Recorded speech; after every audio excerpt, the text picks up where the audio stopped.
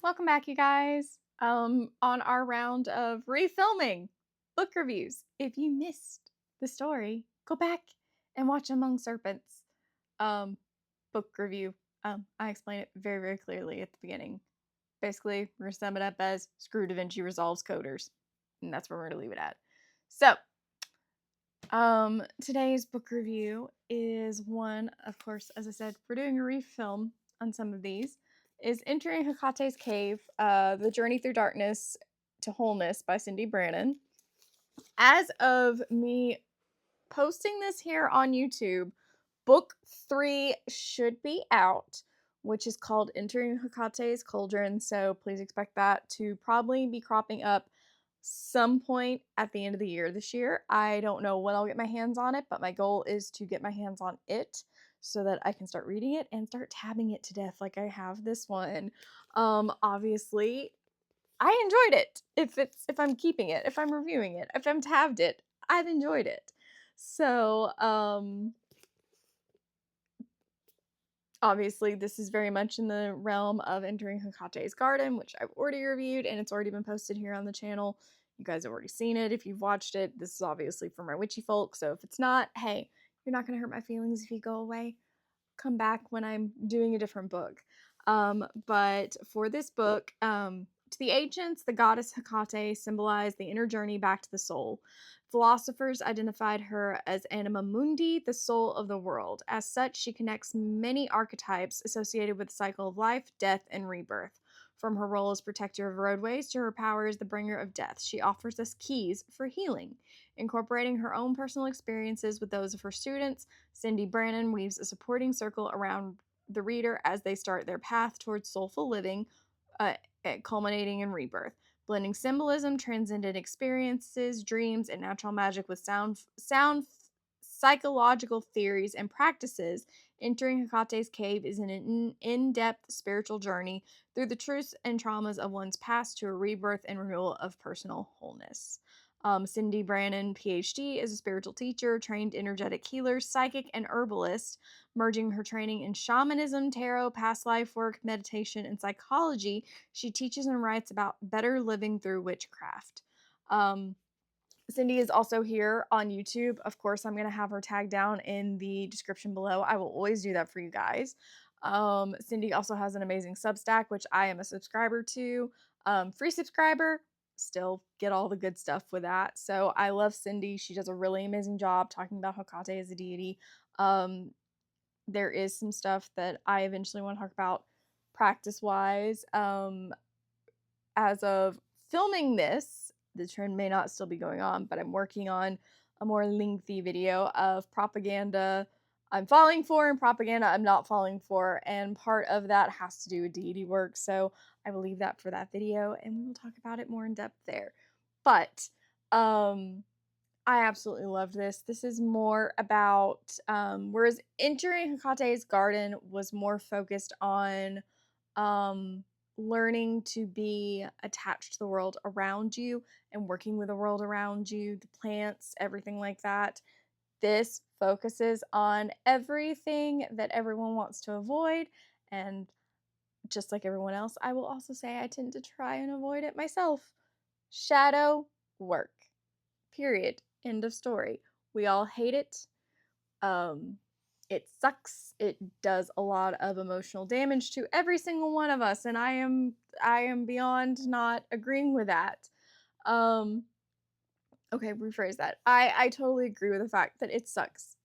It makes us work through a lot of stuff, and it's painful, and it sucks. But shadow work is necessary. Shadow work is necessary. Shadow work is necessary. We're gonna say it 3 times so that I get it stuck in your head.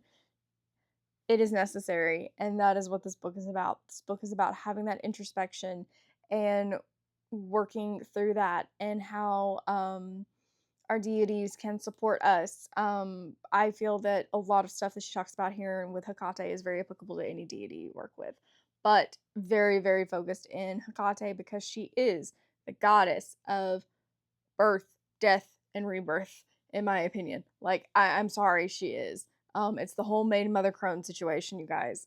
She is aware of many faces, and she handles a lot of different things. This really talks about her, references back to a lot of the stories of her helping Persephone really come into her own as queen of the underworld, and many, many other things. So all of her many faces that she wears and all of her many education faces that she wears for us is very much covered in this book.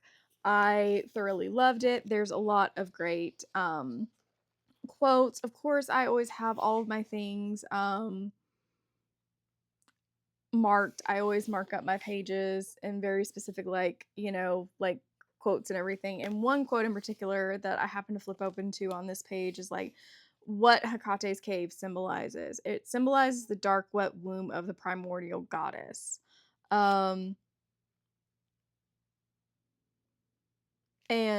I love that. I love having like these little quotes I've kind of picked up through this book. Always underlining my favorite ones that kind of just stick and make me happy, or they bring out a certain aspect when I'm, you know, when I'm looking at things. It's like another thing going back to the womb is the unconscious is the unconscious is the womb within us all, of, that is where we do a lot of our processing of emotional things overnight. Her telling us that the price of admission to the cave is our unburdening and just letting everything go that like we need to work through and process. And that's the whole point of entering the cave. The trip through the cave is the process of doing your shadow work, you guys. You come out the other side reborn, and it's wonderful. I'm actually planning on, as of filming this video, a friend of mine and I are fully planning on, they recommended a different shadow work journal. I don't like the one that I'm working with because it really focuses on childhood trauma. And unfortunately slash fortunately for me, on the fortunately part, I have processed a lot of my childhood trauma.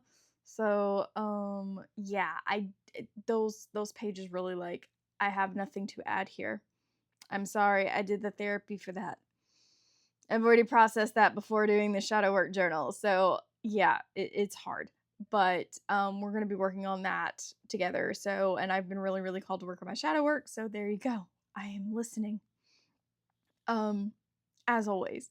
Um, but yeah, this was an absolute amazing read. I mean, I don't think I've had a bad read from Cyndi at this point, especially with working with deity work. I feel like she has a lot of the best detailed work with tying in the psychological, because the thing is that witchcraft is not magic in the way that a lot of people see it. And again, we're going to digress, and I'm going to go like full in depth in my propaganda video of what I'm falling for and what I'm not falling for. And this is part of that, is making people understand that like witchcraft practices are not about actual legitimate magic. It's not Harry Potter, guys. It's not Harry Potter. It's not Bewitched.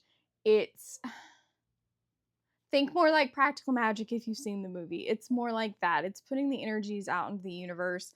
Less Jimmy being able to possess Jillian, and more universe giving it signs as you need to. And there are always going to be things that kind of just poke out at you and say like, hey, you need to listen here. This is important. You need to listen here. So, and just following your gut intuition of understanding those things and utilizing it. Do I still think that deities play a part in that? Yes. To kind of explain my thought process, it's a lot, so we're not going to go into that here. But the thing is that witchcraft, it's putting your energies into something and focusing that into a specific outcome. It's manifestation, you guys. It's what it is. And you can work with deities to create that. And having that here, and having those psychological practices of, picturing it as going through the cave, walking beside Hekate, and, kind of her being the therapist in a way. It's very helpful in that aspect for some people to look at it that way. For me, it's just like I do it the way that I always do it. And I can't explain that. I mean, everyone's practice is different. but I absolutely love this. I cannot wait to read Entering Hekate's Cauldron. It's going to be amazing, and I cannot wait for it. So y'all will see that review later this year once I finally got a copy of it. So as always, I try to give you guys a little bit of roundup of what's coming next. The next few book reviews after this, still lingering, are going to be, hang on, I just need to pull my Notion up. We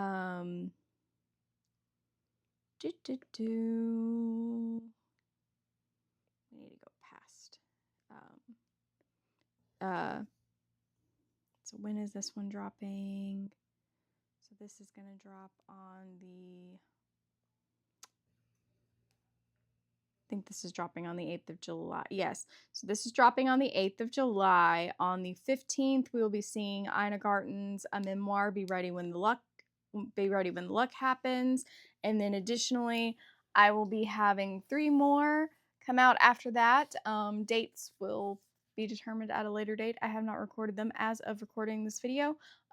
Is You Were Born for This by Chani Nichols, House Magic by Erica Feldman, and Magic of Birthdays by Hannah Hawthorne, who is one of our YouTube witches, and I absolutely love Hannah, and so I can't wait to do that because I bought it last year and then finally finished it, and I am so ready to review it, so I'm so excited about that one.